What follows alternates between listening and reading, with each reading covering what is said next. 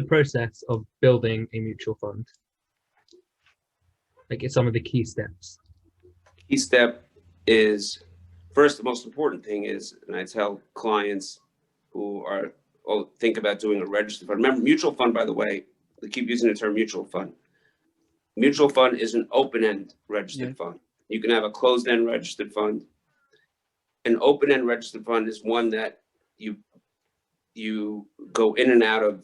You can go in and out every day at the value of the portfolio. Closed-end fund, you can't go out every day. You could go in, but you can't go out every day by definition. That's what makes it closed-end. Some closed-end funds trade on stock exchanges, and that's how people get liquidity. Some closed-end funds, they do tender offers to give people some liquidity to come out, and they buy back shares at value to let people go out. So anyway, so in doing a registered fund, the first question that I ask any client is, how are you going to sell this fund?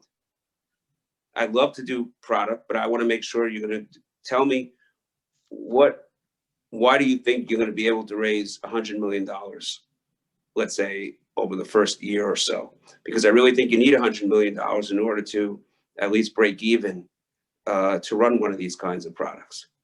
So they have to have a credible distribution plan. And even though it's got nothing to do with legal steps, I think it's important, and I want to be upfront with a client, a prospective client, to go over what it takes to make the fund financially successful and to go over their distribution strategy.